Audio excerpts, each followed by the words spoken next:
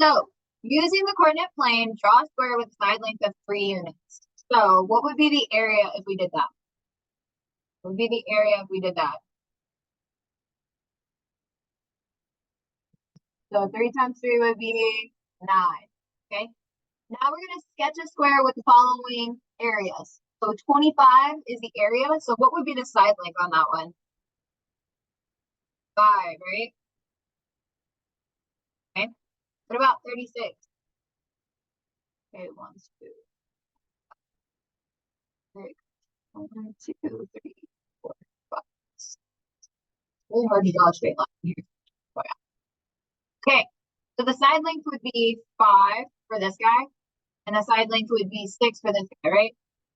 Now here's the problem. Here's the problem. What would a square with an area of 30 square units look like?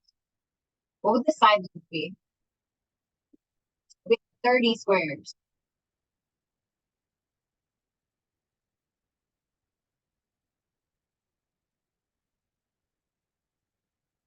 It would be 24, 25, 29, 30. It's gonna look kind of like a rectangle, right? Yeah. But if we wanted a square, we would have to use the square root, right? But today we're going to be talking about multiplying radicals. Okay.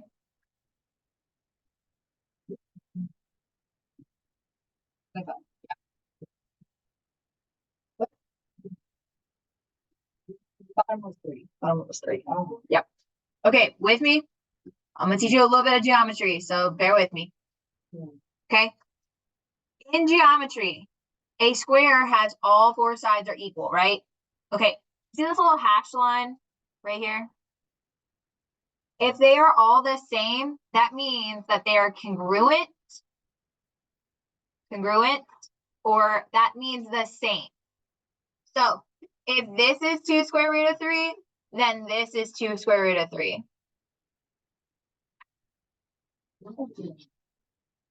Okay. Now, we're trying to find the area. What's the formula for area? Say it again. Length times width. So area is length times width. So that means that we're going to multiply length times width. So that's going to give me 2 square root of 3 times 2 square root of 3. Okay, so we're finding the area. We're multiplying the sides.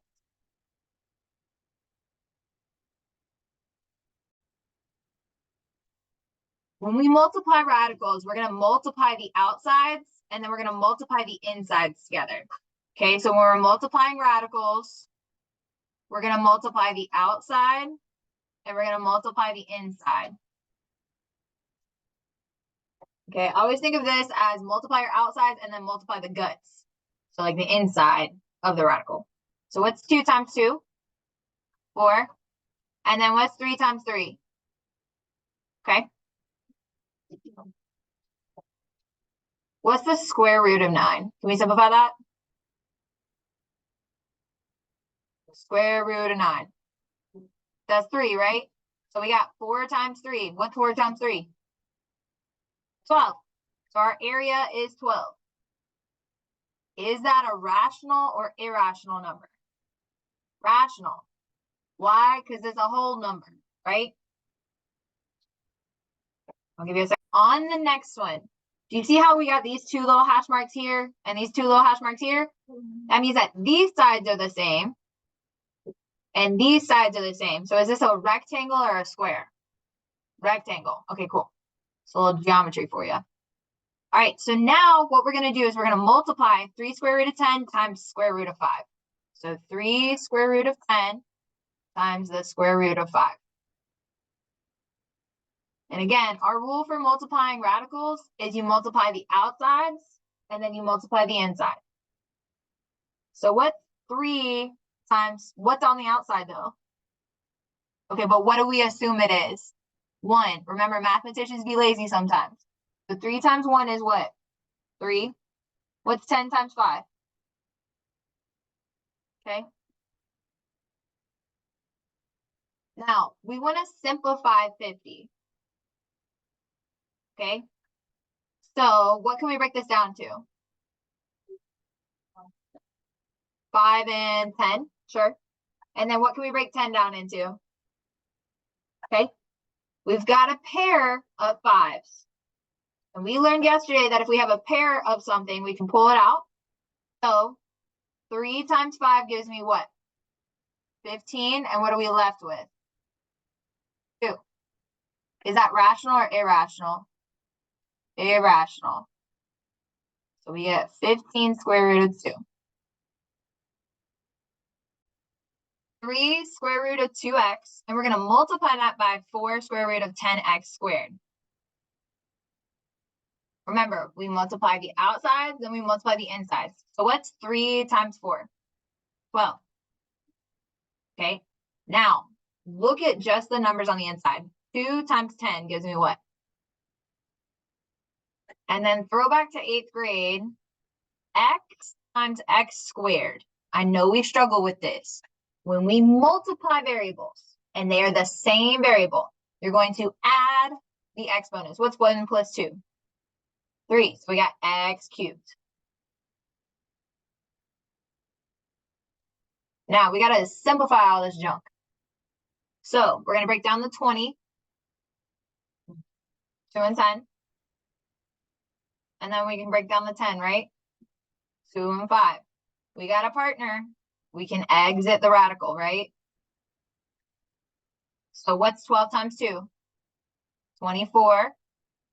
What are we left with? 5. He stays at the party, right? Then we've got these 3 x's. How many are we going to pull into a group? 2. So how many groups do we have? 1. With how many left over at the party? Boom. Paper. I want you to change these numbers really quick. So erase this little square root of 32. And what I want you to do is say that this side is 2 square root of 2. And this side is 2 square root of 2. Okay, so go ahead and change that really quick. Now, let's say we're farmers, okay? And we've got a pig pen and we got a chicken coop, right? And we need to figure out the area for this. Area means we're going to do what operation? Length times width, so we're going to multiply. Okay, so we're going to take 2 square root of 2, and we're going to multiply it by the square root of 243, right? And then we're going to come down here to the chicken coop, and we're going to go square root of 50 times 2 square root of 2. They asked us to determine the area of the chicken coop, right? So go ahead and do square root of 50 times 2 square root of 2. I want you to do it on your paper. Try that one. So we're going to multiply the outsides. What's 1 times 2? 2. And then we're going to multiply the insides. What's 50 times 2? 100. We know the square root of 100, right? Not 50. Remember, square rooting is not the same thing as dividing by 2. Not the same thing. What's the square root of 100? Yeah, there you go. So 2 times 10 will give me what? 20. So the area of the chicken coop is 20. Not the first one. So you're going to multiply the outsides together. So what's 3 times 1? 3. And then what's 12 times 6? No, not 36. 72. All right, now we got to simplify that, right? So 72 can be broken down into what? 2 and 36. Can we break 36 down? So 6 and 6, right? And we can break that down into 3 and 2, 3 and 2. If we have pairs, we can pull them out. So we can pull out a 2. We're going to multiply it by this 3 up front, right? So 3 times 2. And then you got this pair of 3s. You're going to multiply by 3 again. And we got this 2 chilling. So we're going to leave them right here. What's 3 times 2 times 3? 3 times 2 times 3. 18. So you should have gotten 18 square root of 2. Questions, comments, concerns? Okay. You got more down. You had a whole page. I'm gonna expose you now. You're not gonna sit over here anymore. Yeah, I remember seeing the pack right there. Exactly. Nah, I'm not gonna give y'all none. Yeah. That's tough. All right, so square root of 6 and square root of 6. What's 6 times 6? 36. What's the square root of 36? 6. So the answer is 6. If you have the same number underneath the radical, that's going to be your answer. Okay. All right, on the next one, we got 1 times 1, which is just going to give us 1 on the outside. What's 20 times 20? And then x squared times x.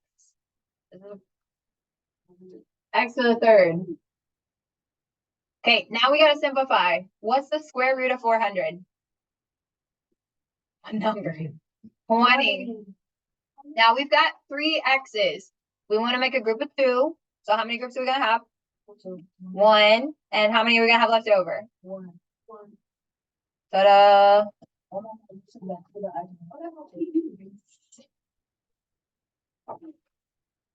All right, so on this first one, when you simplify this, what's 25 divided by 5? 5. Okay, so we've got 10 square root of 5 is what you're telling me. So this right here is equivalent to 10 square root of 5. Okay, so here it is again. You're putting 10 square root of 25 over 5 in this little box. Okay. On this one right here, you got 2 square root of 250. So what can I divide this up as? 25 and 10, right? So that would break down into 5 and 5 and 5 and 2. When we get pairs, we can pull out a 5, and that would be 10. Well, we only want a pair, right? Okay. So we can pull out this 5, and we're left with these two things, which would be 10. So this is going to go 2 square root of 250.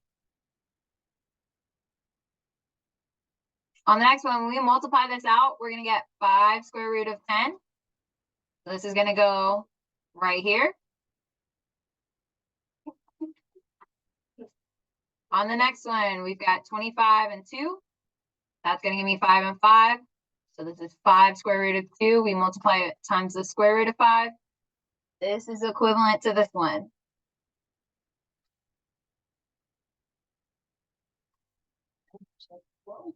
It's the radical.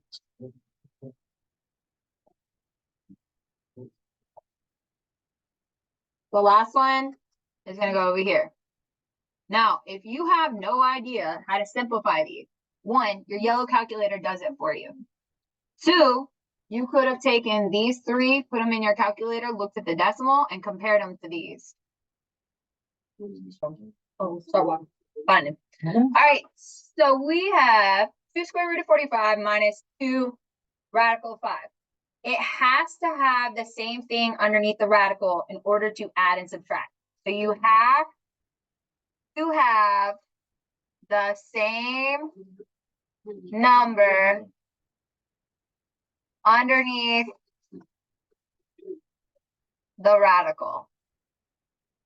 You have to have the same number underneath the radical. So right now, we see that we got this 45 here and a 5 here, right? They're not the same number. So can I break down this 45? Yes. Okay, what can I break it down into? 9 and 5. What can I break 9 down into? 3 and 3. Okay, we see the pair. So we're going to pull one out. What's 2 times 3? 6. What are we left over with? The 5. Can we simplify this junk out here? No, we're just going to bring him down. Now, do we have the same number underneath the radical? Yes. So what's 6 minus 2? And radical 5. Is that rational or irrational? It's irrational. It's got that radical, right? And so on here, we got 3 different things. And we need to simplify this. Okay, so we're going to simplify the 12. So what does that break down into? 4 and 3, which turns into 2, 2. So I can pull out one of these, and that's gonna give me -6√3, right?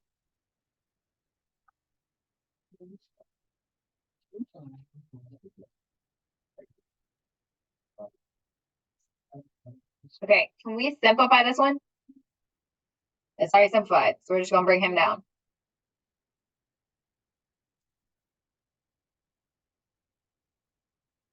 And And you can simplify the 20, which is gonna be 4 and 5 or 2 and 10, and then break that down into 2 and 2. We're gonna pull that out to the front. And so it's gonna give us 6 radical 5. So now can we combine anything in here? So this one and this one, right? So what's -6 plus 3? -3, square root of 3, because we combine these. And then we've got this 6 radical 5. It's just chilling out here. It has to have the same radical underneath in order to add it together. So wait. Then it just adds on to the end. Okay, so if it didn't have like radical multiplies, would it still be irrational or would it be rational? So if it didn't have radicals and it was just like a whole number, it would be rational. So any like whole number is rational. Any whole number is rational. You're right. Anything with a radical. Right. It's not like, yeah. Sure. Yes. That's a way to put it. That's a way to put it. What does perimeter mean? Like the outside. I don't know why y'all's teacher said this. Okay, so you're adding up all the outside, right? Okay, so we have to make sure that our stuff is simplified first What's this? before we can do all that. So, well, all of our radicals, we want to simplify. So here we go, square root of 20. Can we simplify that? To what? 4 and 5. What does 4 break down into? 2 and 2. So I can pull out a 2. And I'm left with a 5 right here. And then we have this +3 chilling out here. We're just gonna add it on to the end because we can't do anything with it yet. Go for it. This one, That would just be this one, 10, this one. and it would be Oh, because you can't do that. It has to be from like both sides. Where's the number? That's right here. that will be fine. Yeah. You can't do that. It's except for All right. You So can do it like basically the opposite way. as long as you get to So you can the, do like 5 and 4. Yep. But like as long as you're there like that. so with that being said, you've got these two little symbols right here. Okay, do you see how this side has the same thing as this side? So then that means that we're gonna take that, we're gonna put it here as well. Okay, so these are congruent. You're gonna need that word for geometry. So now we're gonna add them all up because it's the perimeter, right? So 2 square root of 5 plus 3 plus the square root of 5 plus 2 square root of 5 plus 3. Take a second. You can add up the ones that have square root of 5 underneath. Okay. And then you can add up the ones that are just 3s by themselves, right? So when we add up the radicals, we got 2 plus 1 plus 2, which is 5, square root of 5, and 3 plus 3, which is 6. Again, this is irrational because it's got that radical.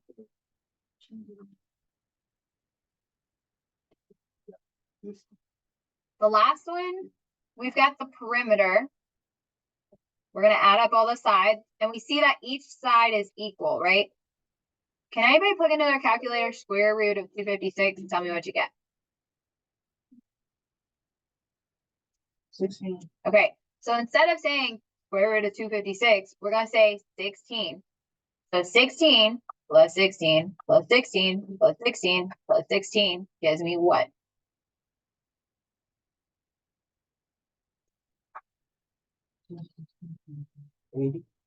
Gives me 80. Is that rational or irrational? Rational, because it's a whole number.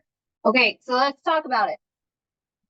So I need to have the same number underneath the radical. Do I currently have the same number underneath the radical? No. So can I break 8 down into factors? What are factors of 8? 4 and 2. What can I break 4 down into? 2 and 2. So since I have a pair, I can pull that 2 out to the side. That's gonna be 10. What am I left with? This is already simplified, right? Okay. So now, since it has, oh, sorry, it's the square root of 2. Can't see. Okay. Since it has the same root underneath, what's 10 plus 3? So it's 13 radical 2.